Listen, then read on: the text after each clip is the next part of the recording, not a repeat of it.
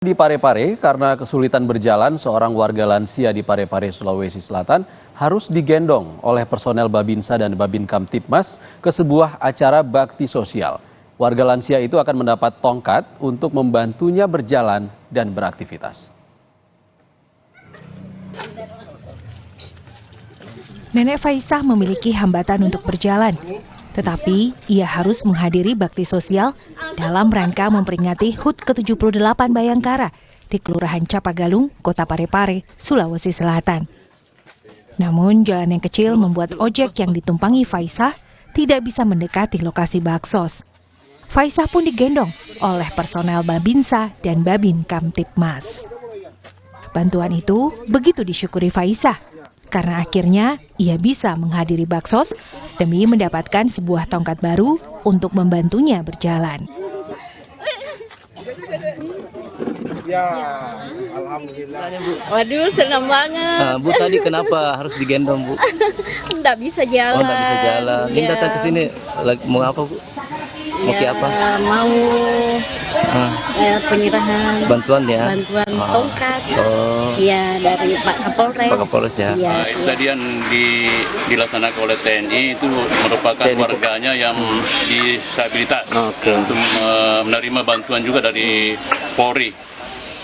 Bakti sosial memperingati HUT ke-78 Bayangkara di Kelurahan Capagalung, Kota Parepare, diisi dengan renovasi rumah warga yang rusak dan pemberian bantuan untuk penyandang difabel. Sudin Syamsuddin, Kompas TV, Parepare, Sulawesi Selatan.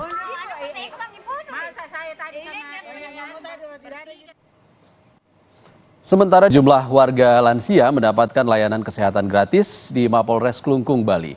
Layanan ini dilakukan karena masih banyaknya lansia yang tidak pernah diperiksa kesehatannya dan membutuhkan alat penunjang kesehatan.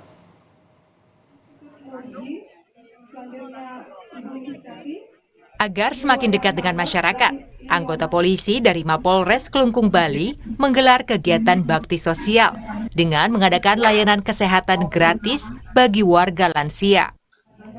Warga lansia yang datang untuk melakukan pemeriksaan kesehatan merupakan hasil survei dari anggota Babin Kamtipmas di masing-masing desa. Warga lansia ini sebagian besar tidak pernah memeriksakan kesehatannya di layanan kesehatan karena alasan berbagai hal.